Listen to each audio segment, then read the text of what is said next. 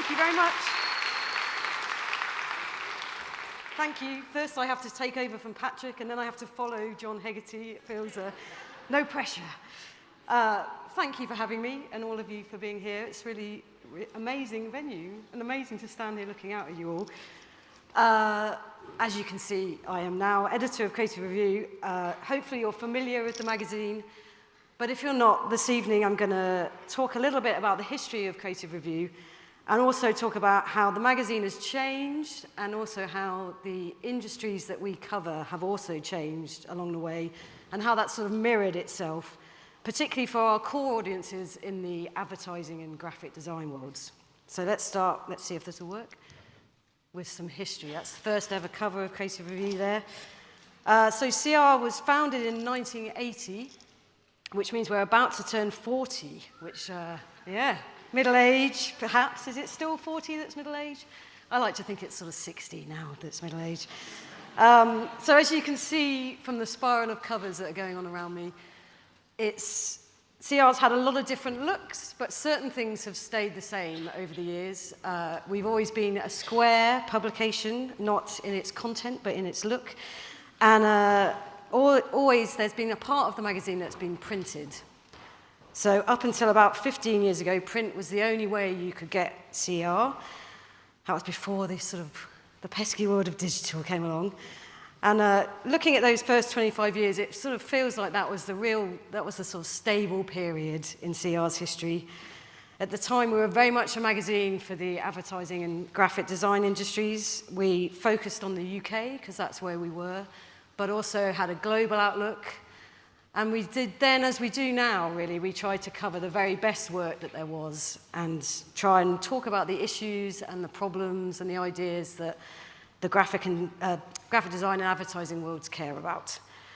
And at that time, those worlds were really booming. The same for magazines, the pre-digital era. I don't know, it feels like it was a pretty straightforward time to be operating in, really.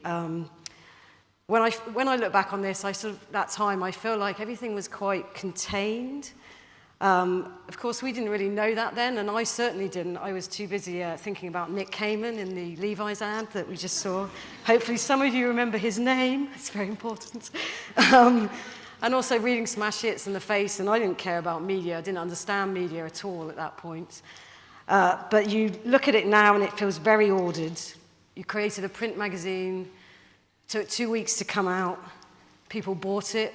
And then they maybe cut out a column that they liked, or stuck a poster on their wall, maybe shared it with their mates. CR would be shared around ad agencies and design studios. Maybe someone would read something that they found really offensive or exciting, and they'd write an actual letter to the editor. And then we'd print that letter in the next month's magazine, and there were arguments that went over like months in the magazine across letters, which, I'm sure loads of you remember this time, but it seems really funny now to think of how slow everything was in that period. And in the same way, the creative industries were really ordered when you think of it now. The advertising world, there were definite places that their work were going to land. It was going to be in television, it was going to be on radio, it was going to be in magazines. Designers knew where their work was going to be and what it was going to look like. It wasn't going to be messed up on some tiny little image on a screen. And similarly, the systems of TV, radio, and film were very contained. There were gatekeepers, and certain people were allowed in and others weren't. But then came the internet. Here we go. To really understand that actually they had no choice to come around to the internet. And it also took ages, I think we forget this now, but it took ages for the tech to be good enough to do what you wanted to do with it. I think a lot of people, you saw the internet come, certainly this was the case in magazines, that you saw the internet come and you thought, amazing. I mean, I worked at a magazine in the noughties, which was all online, and we wanted to stream video, and we wanted to have conversations with people, and all of it was completely impossible. It was impossible to run a film, because we were on dial-up. You couldn't, YouTube didn't exist. I mean, all these ideas of things that we're now doing at Creative Review that we really wanted to do back in sort of 2001 were completely impossible. And I think we do forget how quickly that's changed. But Creative Review, to be honest, was actually quite slow on the uptake with the internet. I joined the mag in 2005, and I was actually kind of surprised at that point that we didn't have a website, our own website. We had a website that was shared with other magazines owned by the same company. But to put this in perspective, when Patrick, who was, as we said, the editor for the last 20 years, when he joined 25 years ago as a staff writer, apparently they didn't even have computers at that point. They had typewriters, and he first worked on a typewriter at CR, which really sets the time.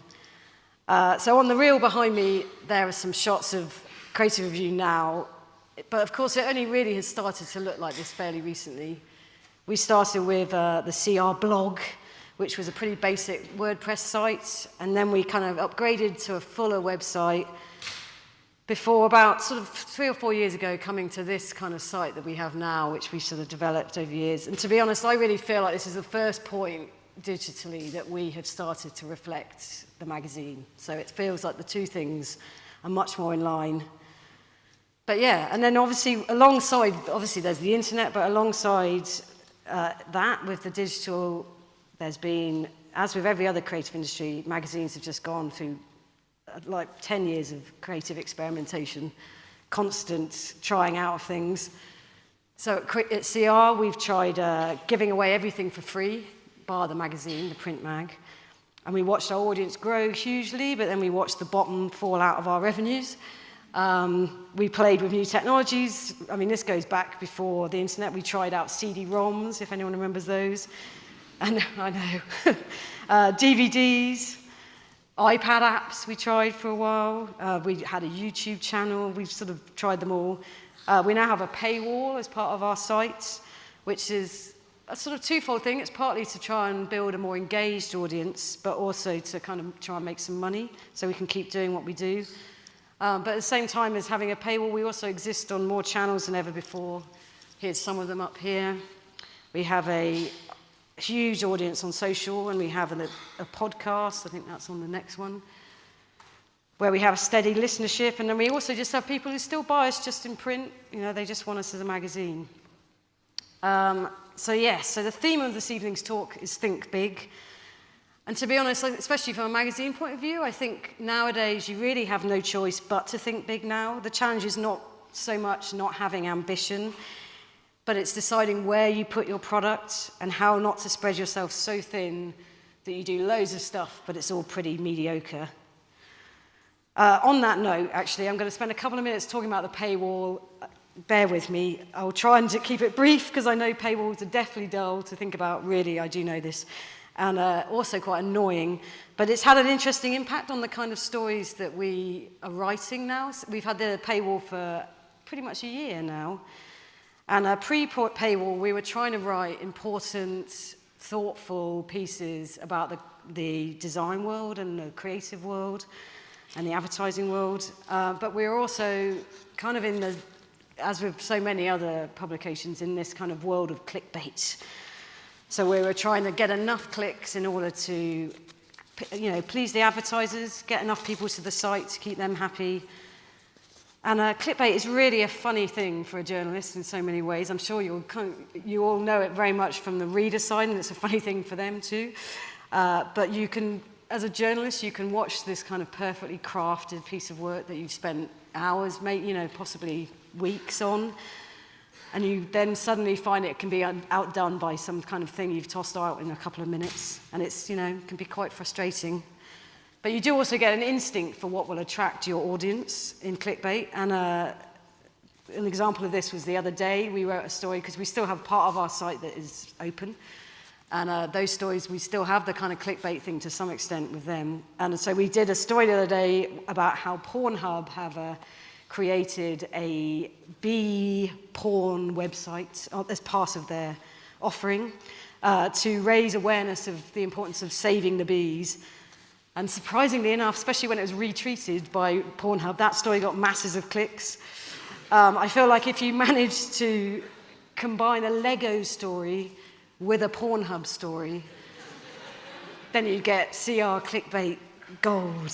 We could retire at that point. Maybe that can be done, actually. I can imagine it now. So the point is, when you're a site that isn't gated, it means your editorial to some extent gets driven by the amount of clicks. No matter how much you try to avoid this, you get stuck in it. And so in the end, you start thinking, well, do I do this really long, important story, or do I do these stories that get the most clicks? And it can begin to feel like a race to the bottom. And I'm sure that we're all kind of aware of this in other publications too.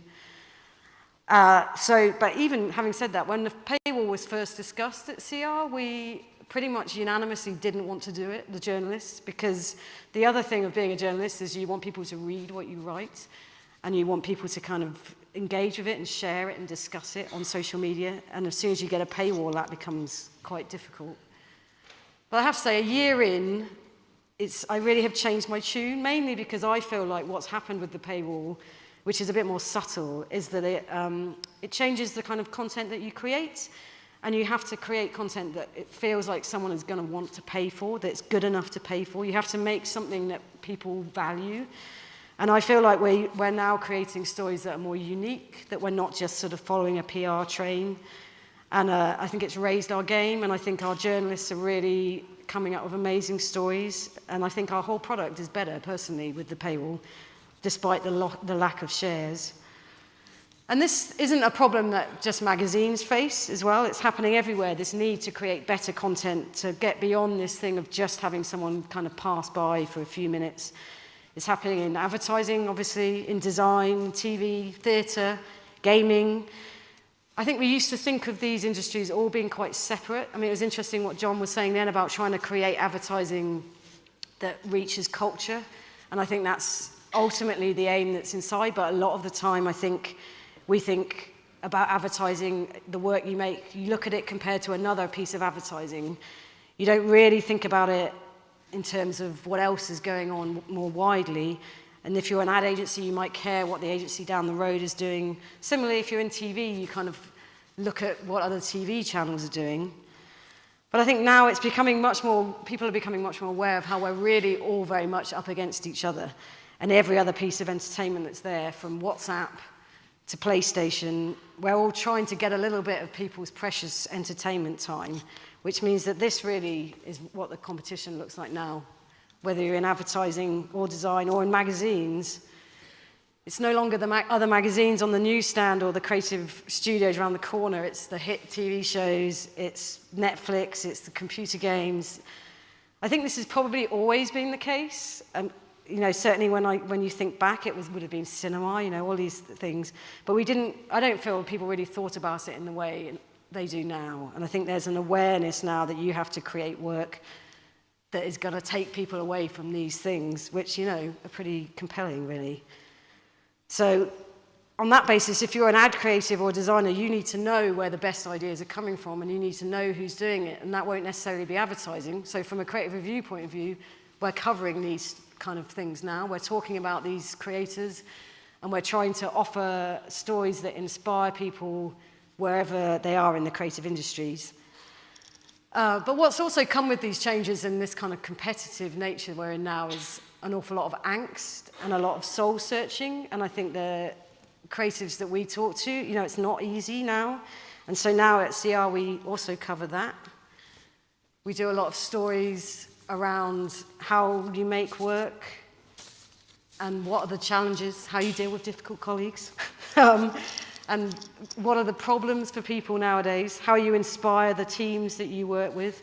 I think in the past, CR was really known for the beautiful work that it covered. I think that was what people would buy our magazine for. They'd go in and go, this is a beautiful thing. I wish I could be in this magazine. And there's definitely still a certain amount of that now, and we still care very much about great work, don't get me wrong. But I think we also try and talk about the honest journeys that people go on and the struggles that there are, and all those kind of stories of how the adversity of the modern creative landscape can make it really hard to make great work, and the challenges. And so in terms of CR, our challenges, I would say, are time and resource, which is probably something an awful lot of people are familiar with.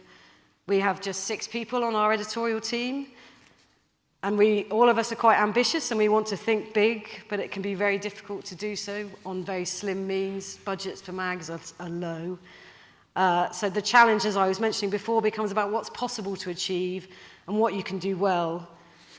It's as much really about knowing what the right choices are, I think, because what you produce can't be bad, it can't be rubbish, because,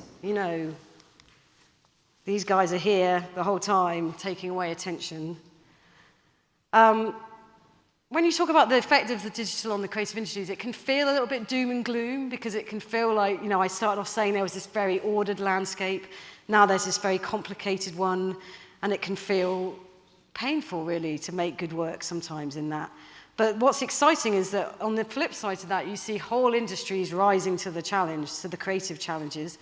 I mean, TV is in this golden age where, everyone was worried that things like Netflix and Amazon were going to make the old TV bad, but instead we've seen the BBC, Channel 4, and so on, all rising to the challenge, all collaborating, making amazing pieces of work. And I feel like that can only, it's amazing for viewers to have that. Similarly, in video games, I feel like we're hitting an amazing period of video games with narratives and subtlety and emotional ideas. There's loads going there. The publishing industry, which everyone completely wrote off for a while with Kindle. It was so depressing if you were into books. and especially into book design. Boy, it might seem quite niche, but it felt like for a while it all been thrown out. Print had been thrown out. And now it's the opposite, that Kindles are barely available. Publishers are making amazing books. There's a kind of awareness that actually, if people love books, they'll buy amazing, beautiful books. They'll buy double copies of classic books just because the covers look great. And the publishers are really, again, rising to that challenge. Other industries, I feel like, are drowning a bit, and advertising, for me, is really one that I kind of look at and sort of despair slightly, partly because we write about it so much. It makes me incredibly sad, because I think it's unfashionable to say that you like advertising nowadays, but I think when advertising is good, everybody loves it. I think when Nike released that London ad last year, I think, there was, I don't know, maybe there are people who didn't like it, but I certainly didn't come across them. People were talking about it, they loved it because it felt true, it felt entertaining, it kind of felt like it had some soul. But it's really rare to see that nowadays, and I feel like hardly any advertising is good. And it just, to me, it astounds me, because it feels like an incredible open goal for brands, that they should be stepping up in the same way the TV industry is. They should be stepping up and realizing that it's creativity that is the answer there. And it's not even just the older industries, it's not just advertising we can bash. I can bash more. Social media, again, I'm like, what? It's so, beyond all the politics and the sort of scary things about social media, it astounds me that somehow no one is doing more with this incredible mechanism, that there's not more creative thinking coming through there, that there's not better design of the kind of channels themselves. I feel like, again, there's going to be opportunities for new things to come into that space and create exciting things. But anyway, regardless of the challenges, I'm one paragraph away, it's good. It's an amazing time to be a creative, I think. The tech we have now really is incredible. And remember back to what I was saying when we were trying to stream a video in 2001 and you couldn't even do it. Like, it's incredible what we can do now. And I really feel people shouldn't take that for granted. And it's really easy to make it's really easy to make creative work these days. But this means that it's more important than ever to remember the old adage that just because you can doesn't mean you should. Think big, but make the right choices, and really, please, please, make something really great. And when you do, get in touch with me and we'll write about it in Creative Review.